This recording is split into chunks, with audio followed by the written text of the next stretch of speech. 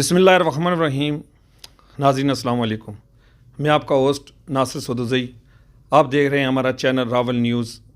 ناظرین، جیسا کہ آپ کو پتہ ہے کہ خطۂ پٹوار اور کینٹ کے حوالے سے ہم اپنی جتنی شخصیات کو انٹرویو کے لیے مدعو کر رہے ہیں.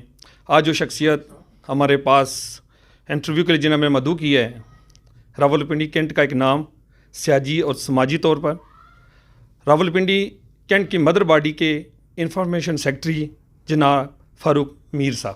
السلام علیکم سر.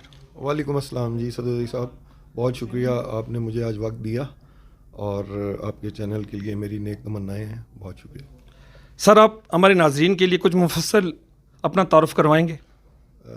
جی، میرا تعارف یہ ہے کہ میں اپنی طالب علمی کے زمانے سے جو ہے وہ سیاست میں چلا آ رہا ہوں، اور 1987 میں اصغر مال کالج میں vice president P S F رہا ہوں. اور میری جو سیاسی جو میرا وقت ہے وہ زیادہ تر پاکستان پیپلز پارٹی میں 1987 سے لے کر 2013 تک گزرا ہے. اور اس کے بعد جب ہماری پارٹی نے اپنے جو منشور ہے اور خصوصاً جو ہمارے نظریات تھے، نظریاتی کارکن اپنے نظریات نہیں چھوڑ سکتا. پارٹی چھوڑ سکتا ہے لیکن نظریات سے پیچھے نہیں ہٹ سکتا. ہماری پیپلز پارٹی کے نظریات تھے کہ ہم ہمیشہ پاکستان مسلم لیگ نون کی جو سیاست تھی اس سے انتہائی اختلافات رکھتے تھے. اور جب میں نے یہ دیکھا کہ ہماری پارٹی نے اپنے نظریات چھوڑ کے اسی مسلم لیگ نون سے اپنے معاملات کر لیے تو میں نے وہ پارٹی چھوڑ دی. گویا آپ یہ کہہ سکتے ہیں کہ میں اپنے نظریات لے کے ایک طرف ہو گیا، پارٹی اپنی نظریات پہ چل پڑی. اور سر، آپ نے پی ٹی آئی کب جوائن کی؟ جی، میں نے پی ٹی آئی 2015 کا جو الیکشنز کینٹونمنٹ بورڈ کا تھا وہ میں نے آزاد حیثیت سے لڑا. اس وقت میں نے کوئی پارٹی جوائن نہیں کی تھی. ہاں، میں اس وقت پاکستان پیپلز پارٹی چھوڑ چکا تھا. لیکن اس کے بعد جب میں نے دیکھا کہ جناب عمران خان صاحب کے ویژنز اور ان کی جو سیاست کا رخ ہے وہ پاکستان کو ڈیولپ کرنے کے لیے اور یہاں سے کرپشن دور کرنے کے لیے، اس کو قرضوں سے بچانے کے لیے، پاکستان کی جو اپنی ایک شناخت ہے اور اس کی جو عزت ہے اور اس کو جو وقار ہے اس کو قائم کرنے کے لیے عمران خان کا ویژن جو ہے وہ بہت نمایاں اور بالکل سٹریٹ ہے اور اس پہ کوئی دو رائے نہیں ہے. تو مجھے اس وقت وہ ایک جھلک نظر آئی کہ جیسے ذوالفقار علی بھٹو نے آپ کو پتہ ہے کہ یونائٹڈ نیشن کی اسمبلی میں بیٹھ کر کہا تھا کہ آپ اپنے لیے قانون بنائیں، یہ قانون ہمارے لیے نہیں ہے، میں اپنے ملک میں جا کے اپنا قانون بناؤں گا. اس کو ملک کا وقار کہا جاتا ہے اور یہی وہ وقار عمران خان کی شخصیت میں موجود تھا. جب میں نے عمران خان صاحب کو امریکن ٹی وی کو یہ کہتے ہوئے سنا کہ اگر آپ وہ جنگ افغانستان پہ جو پیسے لگائے ہیں وہ وہاں نہ لگاتے اور اپنے ملک کی سڑکوں پہ لگاتے تو آج ہوٹل سے جو اس اسٹوڈیو تک میں آیا ہوں اس کے اوپر کھڑے نہ ہوتے. تو مجھے لگا کہ وہ دوسرا ذوالفقار علی بھٹو کی آواز کو لے کے آگے اور قائد اعظم محمد علی جناح کے وین کو لے کے آگے چلنے والا شخص جس نے اس پاکستان کی وقار کو بلند کرنا ہے. اور اس میں کوئی شک نہیں ہے کہ آج جو معاملات ہیں وہ آپ دیکھ رہے ہیں کہ وہ جو چاہ رہا ہے کہ ہمارے اوپر جو قرضہ جات ہیں اور جو ہم پسے ہوئے ہیں قرضہ کی جو ایک ساتھ دینے میں اس سے ہمیں نجات ملے تاکہ ہماری قوم سربلند ہو سکے، ہمارا ملک سربلند ہو سکے، ہم اپنے فیصلے خود کر سکیں، ہم جو ہماری خارجہ پالیسی ہے اسے خود بنا سکیں، ہمیں کسی کا پریشر لینا نہ پڑے. دیکھیں، گھر بنانے میں مشکلات ہوتی ہیں، اس میں کوئی شک نہیں ہے کہ اس وقت مہنگائی بھی ہے، بجلی بھی مہنگی ہے اور یہ معاملات ہیں، لیکن یہ ہمارے اندرونی معاملات ہیں. اگر اس سارے بوجھ کو ہم نہیں اٹھائیں گے تو ہمارے دوست ممالک یا ہمارے جو ارد گرد ہمسایہ ممالک ہیں وہ تو نہیں اٹھائیں گے. یہ بوجھ ہمارا ہے، اسے ہمیں ہی اٹھانا پڑے گا، ہمیں مل کر قوم بن کر اٹھنا پڑے گا، تبھی ہم اپنا وقار جو ہے دنیا میں قائم رکھ سکتے ہیں. اچھا سر، یہ بتائیں کہ آپ کی پوزیشن پاکستان تحریک انصاف راولپنڈی کینٹ میں انفارمیشن سیکرٹری کی ہے، تو انفارمیشن جو سیکرٹری ہیں ان کی رسپانسبلٹیز کیا ہوتی ہیں؟ جی، information secretary I and R ہوتا ہے پارٹی کا. اس نے اپنی پارٹی کو اپنی وہ تمام انفارمیشنز لے کر اپنی ہائی کمانڈ تک پہنچانی ہوتی ہیں، جو آپ کی ذیلی جو وارڈز ہوتی ہیں، اس کے بعد آپ کی جو کمیٹیاں ہوتی ہیں، اس کے بعد جیسے ہماری کینٹ باڈی ہے، اس کے بعد ڈسٹرکٹ باڈی ہے، اس کے بعد آپ کا نارتھ پنجاب ہے، اور پھر اس طرح ہماری مین باڈی ہے. تو یہ اسٹیپ بائی اسٹیپ ایک انفارمیشن سیکٹری اپنے ہائر جو لیول ہے اس کو اپنی انفارمیشنز گیدر کر کے وہاں پہ دیتے ہیں، اور پھر وہ اسی طرح اوپر جو پارٹی کی جو لیڈرشپ ہے وہاں تک پہنچتی ہے، اور پارٹی اپنی لیڈرشپ جو ہے وہ اپنی پارٹی کے معاملات کو دیکھ کر ان کے فیصلے کرنے میں ان کو آسانی ہوتی ہے، اور اسی طرح پالیسیز میکنگ ہوتی ہے. اچھا سر، میں نے جو دیکھا ہے کہ آپ کی جو انفارمیشن ہے جو آپ کے کینٹ کے باڈی کے پوائنٹ آف ویو سے ہے، تو آپ کی نا سوشل میڈیا ٹیم اتنی اسٹرانگ نہیں ہے جتنا میں نے اس کو دیکھا ہے. تو کیا آپ اپنے کوئی ساتھ اپنی ٹیم، آپ کے انڈر کوئی ٹیم ہے کہ وہ اس کو اسٹرانگ کرے؟ کیوں آپ کی روز میٹنگز ہوتی رہتی ہیں، آپ ملاقاتیں ہوتی رہتی ہیں، لیکن وہ سوشل میڈیا پہ اس طرح ہائی لائٹ نہیں ہوتی جس طرح آپ لوگ محنت کر رہے ہیں. تو اس کے بارے میں تھوڑا سا. سدوزئی صاحب، کسی حد تک آپ ٹھیک کہہ رہے ہیں کہ ہماری سوشل میڈیا اتنی اسٹرانگ نہیں ہے، بٹ معاملہ یہ ہے کہ ہم لوگ بجائے اس کے کہ اس کی پروجیکشن اپنی کریں یا تنظیم کی کریں، ہم لوگ عمل میں جو ہے وہ اس پہ یقین رکھتے ہیں. اور آپ کو پتہ ہے کہ اس وقت اگر پنڈی میں دیکھا جائے تو P T I Rawalpindi cantt اس وقت ایک بہت ہی منظم طریقے سے اس نے اپنی ساری وارڈز کمپلیٹ کی، اور ہم آج تک اپنی سارے وارڈز کے صدور، جنرل سیکرٹریز اور جتنے بھی ممبران ہیں ان کے ساتھ ان ٹچ ہیں. گائے بگائے ہم ملتے بھی ہیں، ہم خود بھی جا کے ان کو ملتے ہیں، وہ لوگ بھی ہمارے پاس آتے ہیں. ہم کوشش کرتے ہیں، ہمارے صدر جناب سردار ناصر صاحب اور ہمارے جنرل سیکرٹری ملک عابد صاحب، ہم سب مل کے یہ کوشش کرتے ہیں کہ جہاں تک ہو سکے ہم لوگوں کی معاملات یا مسائل کو لے کر جو متعلقہ جو دفاتر ہیں ان میں جا کے ان کے مسائل کا حل کریں. اس کے ساتھ ساتھ ہم تنظیم کو بھی جو ہے وہ یونائٹڈ رکھنے کی اپنی پوری تگ و دو میں ہیں اور رابطے میں ہیں. اور ایک تنظیم کا یہی کام ہے کہ اپنا جو یہ جو ہمارے ورکرز ہیں اور ہمارے جو دوست احباب ہیں اور ہمارے جو نیک جو ہمارے بارے میں نیک خواہشات رکھتے ہیں، ہم ان کو ساتھ لے کے چلیں، ہم اس پوری پی ٹی آئی کی تنظیم کو منظم رکھیں. تو الحمدللہ میرے خیال میں اس میں تو کوئی کمی یا کسی کوتاہی کا کوئی عنصر نظر نہیں آتا. جی میڈیا ٹیم، آپ ٹھیک کہہ رہے ہیں کہ ہماری میڈیا ٹیم، ہم اس طرح کی پروجیکشن میں بلیو نہیں کر رہے. شاید یہی وجہ ہے کہ ہماری میڈیا ٹیم میں بھی تھوڑی سی آپ کو کمی نظر آتی ہے. لیکن جہاں تک ہو سکتا ہے ہم انڈیویجولی دنیا کے ساتھ تو چلنا پڑتا ہے، اور باقی لوگ بھی چونکہ سوشل میڈیا پہ اپنے خود آپ کو پروجیکشن کرتے ہیں تو ہمیں بھی تھوڑا بہت ان کے ساتھ چلنا پڑتا ہے، تو وہ ہم کر رہے ہیں. اور اگر مزید اس میں بہتری کی ضرورت ہوگی تو وہ بھی انشاءاللہ ہو جائے گا. میرا سوال کرنے مقصد یہ تھا کہ اب آپ ایک وارڈ میں جاتے ہیں تو وہاں پہ جب آپ ان کے مسائل سن رہے ہوتے ہیں، جب آپ وہ نوٹ کروا رہے ہوتے ہیں آپ کا مسائل یا آپ اس پہ ڈسکشن کر رہے ہوتے ہیں، تو جب وہ سوشل میڈیا کے اوپر آتی ہے تو پھر جو دوسری وارڈز ہوتی ہیں پھر ان کو بھی اسی طرح ورک کرنے کا انفارمیشن مل جاتی ہے کہ آج ٹیم یہاں گئی تھی، کل یہ ہمارے پاس بھی آئیں گے، تو اس سے پہلے ہم نے یہ تیاری کر کے رکھنی ہے. میرا سوال کرنے کا مقصد یہ تھا آپ سے. جی آپ بالکل ٹھیک کہہ رہے ہیں کہ اس سے یہ مدد ضرور ملتی ہے کہ جب میڈیا پہ لوگ آتے ہیں تو ان کو پروجیکشن ملتی ہے تو دوسروں لوگوں کو بھی ترغیب ملتی ہے. لیکن میں جو آپ کو کہہ رہا ہوں کہ ہم لوگ جا تو رہے ہیں، ہم مسائل کو سن بھی رہے ہیں، جہاں تک ہم سے ممکن ہوتا ہے وہاں اس حد تک اس کو حل کرنے کی بھی کوشش کرتے ہیں.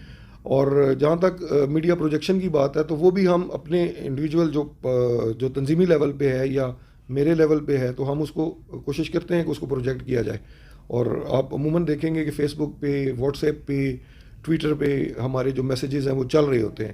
اور یہی وجہ ہے کہ باقی لوگوں کو بھی ترغیب ملتی ہے اس سے. لوگ جو ہماری ذیلی تنظیمیں ہیں وہ خود سے بھی انہوں نے میڈیا کا انتظامات رکھے ہوتے ہیں، وہ بھی سرکولیٹ ہوتے ہیں، ہم سے بھی ہوتے ہیں، اور ہمارے ممبر جو ہیں وہ بھی انڈیویجولی کرتے ہیں. تو ایک بھرپور قسم کی میرے خیال میں وہاں پہ ہماری جو نمائندگی ہے وہ میڈیا میں ہو جاتی ہے. لیکن کچھ لوگوں نے اس میڈیا کو جو پروجیکشن ہے اس کو انہوں نے پورا چینلائز کیا ہوا ہے، اور وہ اسپیشلی اس کو کرتے ہیں، مطلب ان کے کیمرہ مینز ہوتے ہیں ساتھ اور باقی معاملات ہوتے ہیں. تو اس میں یہ ہوتا ہے کہ وہ ان کو ذرا پراپر طریقے سے مینیج کر لیتے ہیں. یہ کمی ہماری تنظیم میں ہے. اچھا سر، یہاں پہ کینٹ کے اندر جتنے بھی بڑے نام ہیں ماشاءاللہ وہ سارے آپ کے ساتھ مدر باڈی کے اندر ہیں، اور آپ کے وننگ کینڈیڈیٹ ایم پی اے بھی وننگ ہیں، اور ایم این اے صاحب بھی جو ہمارے وہاں ہیں جہاں سے وننگ کینڈیڈیٹ. تو کیا جو لوگوں کے مسائل ابھی تک آپ نے کوئی ورک کیا کہ کہاں پہ جو کام ہے، یا کوئی ایسا آپ نے پیپر ورک کیا ہوا ہے کہ جو آپ نے وہاں تک پہنچایا ہو اور اس کام کو پھر فالو آپ نے کیا ہو کہ یار یہ کام ہوا ہے، نہیں ہوا تو کس وجہ سے نہیں ہوا، تو اس پہ آپ کی تنظیم کوئی کام جو آپ کی ہے وہ کوئی کام کر رہی ہے اس کے اوپر اس طرح؟ دیکھیں جی، عامر کینی صاحب کی میٹنگز میں ہم نے باقاعدہ کہ انہوں نے ہم سے جو ہے مختلف جو علاقہ جات ہیں ان میں سے انہوں نے ہم سے وہ مانگی ہیں اپنی جو ریکوائرمنٹس ہیں، ریکوائرمنٹس کہہ سکتے ہیں، یا تجاویز مانگی ہیں. تو اس میں ہم نے تجاویز دی ہیں. کچھ ایسے جو پروجیکٹس تھے جو آلریڈی انہوں نے وہ ان کے پاس درج شدہ تھے، ان کے علاوہ جو نہیں درج تھے ان کو باقاعدہ ڈسکس کیا گیا. ڈسکس کرنے کے بعد ان کو امپلیمنٹ کے لیے جو فنڈز آئے ہیں ان میں ایڈجسٹ کیا گیا ہے. اس کے بعد ان کے ورک آرڈرز وغیرہ بن چکے ہیں. اب جو میرا علاقہ ہے جس کو وارڈ 2 اب کہا جا سکتا ہے کینٹ کا، تو الحمدللہ وہاں پہ تقریباً ہر گلی میں کام شروع ہے. اور ایم پی اے صاحب جو ہیں وہ بھی کسی حد تک ان کے فنڈز بھی استعمال ہو رہے ہیں، اور ایم این اے صاحب نے بھی جہاں پہ کمی بیشی تھی وہ انہوں نے اپنے فنڈز استعمال کیے ہیں. تو جہاں تک ڈیولپمنٹ کا کام ہے تو ڈیولپمنٹ شاید کسی پارٹی نے اتنا نہیں کیا یہ گلیوں نالیوں کی حد تک یا باقی معاملات تک کہ جتنا ہماری پارٹی کر رہی ہے. بیسیکلی ہم نے جو ڈیمانڈز کی ہیں اپنے ایم پی اے اور ایم این اے سے، خصوصاً میری طرف سے اور سردار ناصر صاحب کی طرف سے، کہ مجھے اس کے لیے آپ سے 1 منٹ کا وقت کی ضرورت ہوگی، کیونکہ میں اس موضوع پہ خصوصاً سوشل میڈیا پہ اس کو ہائی لائٹ کرنا چاہتا ہوں کہ میرے طرف ایک طرف شیخ رشید صاحب کا حلقہ ہے اور دوسری طرف اسد عمر صاحب کا حلقہ ہے. اسد عمر صاحب کا جو حلقہ ہے وہ آپ کا کیپٹل ٹیریٹری ہے، اور وہاں پہ جو فیڈرل گورنمنٹ کے سکولز ہیں، کالجز ہیں، وہاں پہ کسی قسم کی کوئی کمی نہیں ہے. یعنی ہر سیکٹر میں سکولز موجود ہیں اور ہر 2 سیکٹرز میں ایک کالج میں موجود ہے.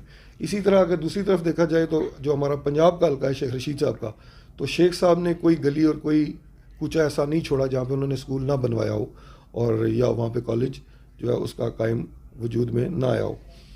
تو یہ میں نے اپنی لیڈرشپ عامر محمود کیانی صاحب سے خاص طور پر یہ ریکویسٹ کی کہ جناب علی یہ 40 سال سے یہاں پہ مسلم لیگ کے جو کینڈیڈیٹس ہیں وہ جیت رہے ہیں، اور 40 سال پہلے اس علاقے کی کینٹ کی یہ جو اب ہماری کانسٹیٹوئنسی ہے اس کی جو پاپولیشن ہے اس میں کم از کم 500 گنا اضافہ ہوا ہے. 1 گنا، 2 گنا، 10 گنا، 50 گنا، 100 گنا نہیں، 500 گنا. یعنی راول پنڈی اگر پھیلا ہے تو وہ ٹینچ اور وہ ڈوک سیداں اور یہ چاکرا اور یہ سارا علاقہ آپ دیکھ لیں کہ جتنے بھی گاؤں تھے وہ سارے اس میں شامل ہو چکے ہیں. لیکن 40 سال سے وہ جو ایک سکول ہمارے پاس فیڈرل کا تھا وہ جو وہی ہے، اور ایک جو بشیر الحسن خان صاحب نے اپنے دور میں یہ جو کوہ نور گرلز کالج بنایا تھا وہ ہے. اس کے علاوہ جو ہمارے پاس پرائمریز 2 سکول تھے پنجاب کے وہ بھی یہاں سے لے کے ڈوکسو اور رتے میں چلے گئے ہیں. جو اب ہمارے پاس کنٹونمنٹ کے جو سکولز ہیں ان میں بھی یہ پالیسی بنائی جا رہی ہے کہ ان کو ختم کر کے ان کو کنٹونمنٹ کی جو اپنی بلڈنگ ہے اس میں شفٹ کیا جائے. تو میں اپنے ایم این اے سے اور ایم پی اے سے یہ ریکویسٹ کرتا ہوں، میں بڑی عاجزانہ، مؤدبانہ اور دردمندانہ اپیل کرتا ہوں کہ یہ حلقہ جو پہلے 35 سال سے یتیم رہا ہے اور لاوارث رہا ہے، اب خان کی گورنمنٹ میں کم از کم اس کے ساتھ وہ سلوک روا نہ رکھا جائے. اس کا بھی حق ہے کہ اس کے بچے پڑھیں، اس کا بھی حق ہے کہ اس کے لوگ تعلیم یافتہ ہوں، اس کا بھی حق ہے کہ سرکاری نوکریوں میں اس علاقے کے بچوں کو بھی ان کا حق ملے. یہاں پہ آپ کو پتہ ہے کہ یہ جو چوڑ کا علاقہ ہے، مسریال کا علاقہ ہے، ڈوکسیداں، یہ جتنے بھی لوگ ہیں یہ لوگ بہت معمولی کاروباری لوگ ہیں. کوئی ڈینٹر ہے، کوئی پینٹر ہے، کوئی مستری ہے، کوئی مکینک ہے، کوئی میسن ہے، کوئی پلمبر ہے. ان لوگوں کے پاس اتنے وسائل نہیں کہ یہ اپنے بچوں کو پرائیویٹ سکولز میں پڑھا سکیں. یہ لوگ ڈیزرو کرتے ہیں سر. ان کو اس طرح بے یار و مددگار چھوڑنا میرے خیال میں یہ گناہ نہیں، ظلم عظیم ہوگا. جو ایک آلریڈی 35 سال سے ہو چکا ہے اس کی تسلسل قائم نہیں رہنا چاہیے. ہمارے پاس 2.5 سال گزر گئے، اس 2.5 سال میں بھی اگر ہم اس علاقے کے لیے کچھ نہیں کر سکتے تو میرے خیال میں یہ ہمارے لیے بہت ہی بڑی سوچ کی اور فکر کی بات ہے. آپ بالکل صحیح کہہ رہے ہیں. میں نے دیکھا یہاں پہ اسکولوں کا واقعی بہت وہ کمی ہے. آپ اگر چلے جائیں یہ بیک سائڈ پہ چلے جائیں جو کچا اسٹاپ کے ایریے میں، وہاں بھی اسکولوں کے وہاں پہ بھی کوئی اتنا بڑا اسکول نہیں ہے. یہاں سے آرمی کے پبلک اسکول ہیں یہاں پہ. تو ایجوکیشن کے ساتھ ساتھ یہاں پہ ہیلتھ کا بھی بڑا ایشو ہے. تو یہاں پہ ایک ہاسپٹل جو ہے ہونا چاہیے یہاں، کیونکہ ہماری ساری جتنی یہاں کیا جیسا آپ بتا رہے ہیں غریب لوگ یہ سارے کنٹونمنٹ ہاسپٹل یا پیمز میں یا ادھر ہی جاتے ہیں، اولی فیملی میں جاتے ہیں. تو سر یہاں ہاسپٹل کی بڑی ضرورت ہے. اس کے بارے میں کچھ آپ کی ڈسکشن ہوئی ہے کوئی؟ جی بالکل ہوئی ہے ڈسکشن. میرے کچھ دوستوں کا یہ موقف ہے کہ یہاں پہ ہمارے پاس جو واران ڈیپو والا علاقہ ہے اس میں اسکول بنایا جائے. لیکن اس میں میرا اوپینین میں سمجھتا ہوں کہ ایک یہ ہے کہ ہمارے پاس کنٹونمنٹ کی ایک بہت بڑی بلڈنگ، بہت ہی خوبصورت بلڈنگ، اور جس میں بہت زیادہ کیپیسٹی ہے، جس میں ایکسپینشن کی بہت زیادہ گنجائش ہے، جہاں پہ ہمیں تقریباً کم از کم اگر کچھ نہیں تو ہم 20-30% جو ہماری پاپولیشن ہے اس کو ہم وہ فیسیلیٹیٹ کر سکتے ہیں. صرف وہاں ضرورت کیا ہے کہ وہاں پہ ہم نے اپنا پورا سٹاف کرنا ہے، اس کو اکوپڈ کرنا ہے، اس کے معاملات کو درست کرنا ہے. ابھی اس کے آپ دیکھ لیں جا کے کہ 60% جو اس کی بلڈنگ ہے وہ خالی پڑی ہوئی ہے.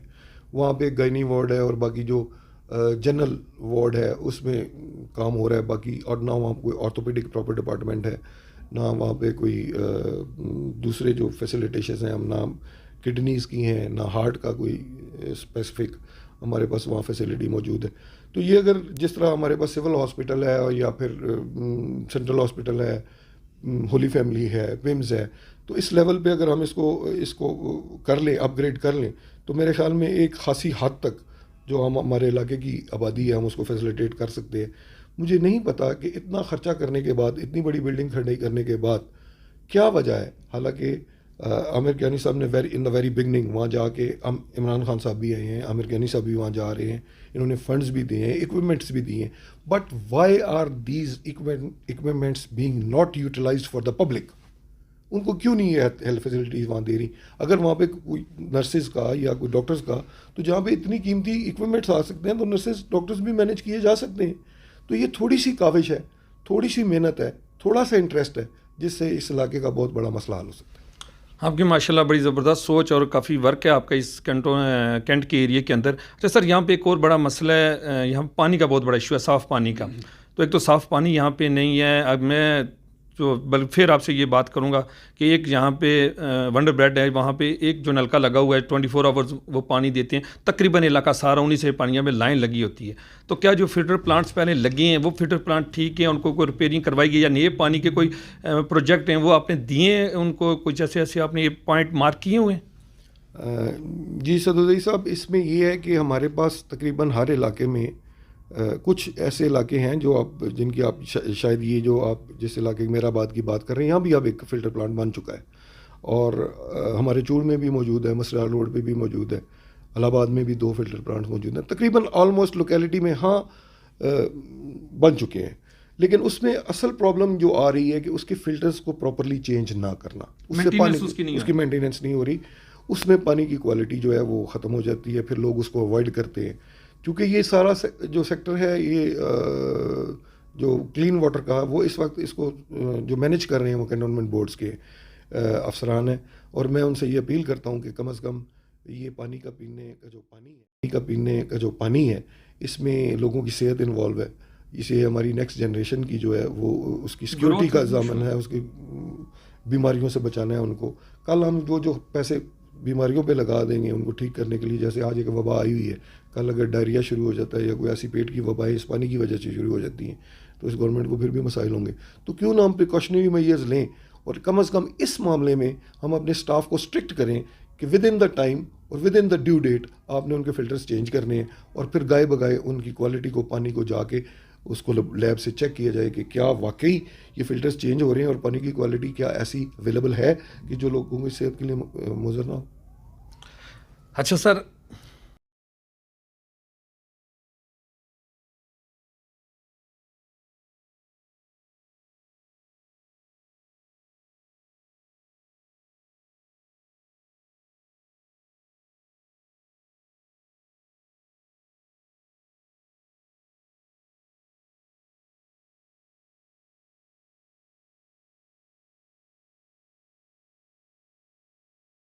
جی الحمدللہ. میں سدوزئی صاحب اس کی ہسٹری تھوڑی سی آپ کو بتا دوں. یہ پاکستان کی سیاست میں جو ہو رہا ہے یا جس طرح کیا گیا اس سے پہلے، تو جو وارڈز کی ڈسٹریبیوشن ہے وہ جب مسلم لیگ نون کی گورنمنٹ تھی وہ اپنے ڈرائنگ رومز میں بیٹھ کے کرتے تھے. تو بدقسمتی سے جو میری وارڈ تھی وہ آئی جے پی روڈ سے اس طرف تھی، اور الہ آباد اور یہ حبیب کالونی اور یہ علاقہ، میری ساری زندگی کی جو سیاست ہے وہ اس علاقے میں گزری ہے، اور یہی وہ علاقہ ہے جس میں خان بشیر الحسن صاحب نے جو ہے وہ سیاست کی. اسی میں حاجی اجاز صاحب نے سیاست کی، اور ان دونوں سے ایک کے ساتھ رہ کے اور ایک کے مخالف رہ کے میں نے بہت کچھ سیکھا ہے. یہ دونوں میرے استاد ہیں. حاجی اجاز صاحب بھی اور بشیر الحسن خان صاحب بھی. اسی وجہ سے جو آپ نے بات کی کہ کنٹونمنٹ کے کافی سارے رولز اور ریگولیشنز اور ان کے معاملات کو میں کافی حد تک سمجھتا ہوں. میں اسٹوڈنٹ ہوں کنٹونمنٹ کے رولز اور لاس کا, میں یہ نہیں کہہ سکتا کہ مجھے اس پہ عبور حاصل ہے, لیکن جو عمومی چیزیں جو لوگوں کی روزمرہ کے معاملات سے ریلیٹڈ ہیں الحمدللہ ان کا علم رکھتا ہوں.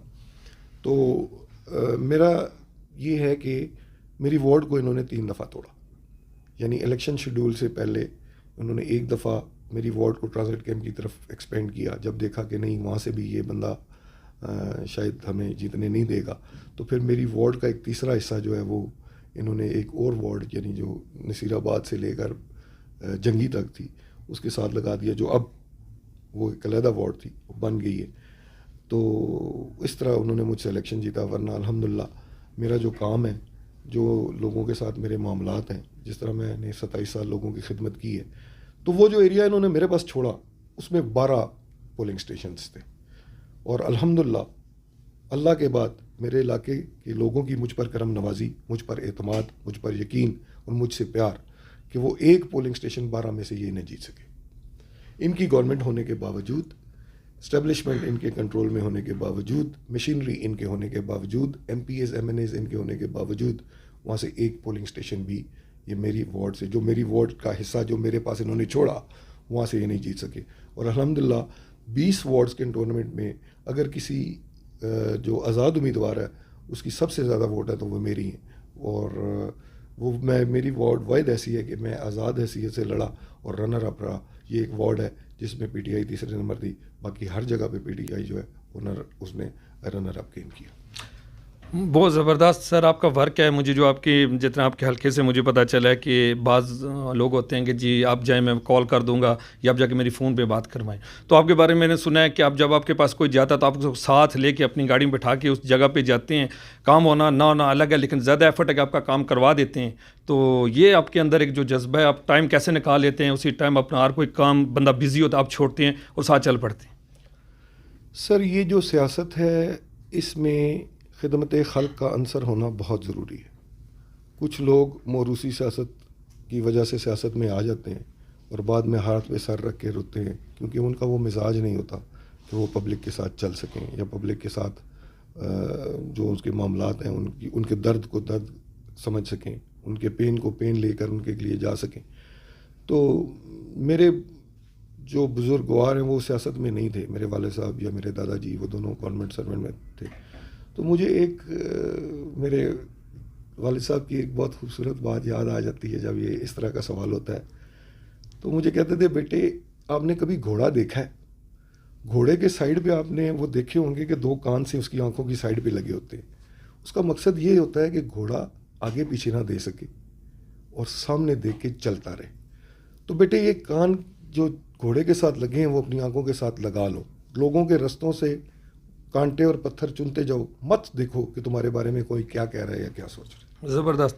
اچھا سر, آپ کا ایک کافی عرصے سے میں دیکھ رہا ہوں آپ کا ایک قبرستان کا ایشو چل رہا ہے اور اس پہ آپ نے کافی سٹرگل کی ہے. جتنے آپ کی خدمت خلق کی ہے یہ آپ کوئی ذاتی طور پہ نہیں, اس کو اپنی ذات کے لیے نہیں کر رہے, آپ عوام کی خدمت کے لیے کر رہے ہیں. تو میں نے دیکھا کہ جب بھی کسی کی ڈیتھ ہوتی ہے تو جگہ ہوتی نہیں, 40-50 ہزار روپیہ وہ ایک قبر کا مانگ رہے ہوتے ہیں. تو لوگ بڑی پریشان ہو گئے پھر رہے ہوتے ہیں, اس وقت ریسورسز ڈھونڈ رہے ہوتے ہیں. تو سر یہ جو آپ کا کیس اتنے سالوں سے آپ کا ہے, تو اس پہ آپ کی ابھی تو M P A M N As آپ کے ہیں اور گورنمنٹ آپ کی ہے, تو کیا آپ نے وہاں پہ کوئی ابھی اس طرح کا جو اس کے اوپر ورک ہے مزید آگے بڑھا ہے اس کے اوپر, یا آپ نے کہا کسی سے آگے ڈسکس اس کو کیا آگے لیول پہ, وہ کس پوزیشن پہ ابھی کام آپ کا؟ جی سدوزئی صاحب, یہ انتہائی علاقائی سوال ہے اور میں اس قبرستان کا چیئرمین ہوں اور میں پچھلے 8 سال سے اس قبرستان کی بقا کی جنگ لڑ رہا ہوں اور لوور کورٹ سے میں نے اس کے تمام کیسز جیت چکا ہوں. ابھی جیتنے کے بعد جو اپوننٹس ہیں وہ ہائی کورٹ میں اس کو لے کے گئے ہوئے ہیں. ہائی کورٹ میں اس کی ہیئرنگ جو لاسٹ تھی وہ 28 تاریخ کو تھی. ابھی نیکسٹ سننے میں آیا کہ شاید 17 ڈیٹ مل جائے. تو اس وقت جو پورے پنڈی میں سب سے بڑا مسئلہ ہے نا جی, وہ قبرستان میں جگہ لینے کا ہے. جو قبرستان پرانے تھے وہ بھر چکے ہیں, اب ان میں جگہ نہیں ہے. لوگوں کی آبادی باہر سے بہت زیادہ آ گئی ہے. اب جو لوگوں نے اپنی ذاتی مقامی لوگوں نے جائیدادیں چھوڑ کے جو قبرستان بنائے ہوئے ہیں اس میں وہ اجازت نہیں دیتے کہ اس ڈر سے کہ کل اگر یہ بھر گیا تو ہمارے بچے اور ہم کہاں جائیں گے. تو ابھی جو گورنمنٹ نے چکری روڈ پر ایک بہت بڑا 1000 کنال سے زائد پہ رقبہ جو ہے وہ خرید کر قبرستان کے لیے وقف کیا ہے. اس کو پراپر طریقے سے بنایا بھی جا رہا ہے. وہاں پہ جنازہ گاہ بھی بنائی جا رہی ہے, وضو خانے بھی بنائے جا رہے ہیں, وہاں پہ لے جانے کے لیے گاڑیوں کا بھی اہتمام جو ہے اس میں شامل ہے.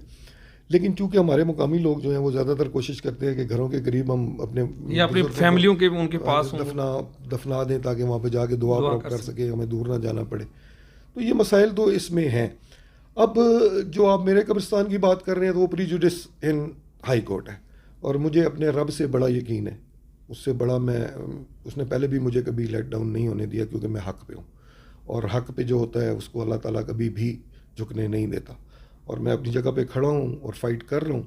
اس فائٹ میں اپنی زندگی کی آخری سانس تک لڑوں گا, اور کم از کم میں اپنے رسول کریم صلی اللہ علیہ وسلم کے سامنے جب پیش ہوں گا اور اللہ کے سامنے حاضری ہوگی تو میں یہ ضرور کہوں گا کہ میرے پاس اگر کوئی بخشش کا ذریعہ ہے تو یہ ہے, اور اگر اس میں میری نیک نیتی تھی اور خلوص تھا تو میری بخشش کا ذریعہ بنا.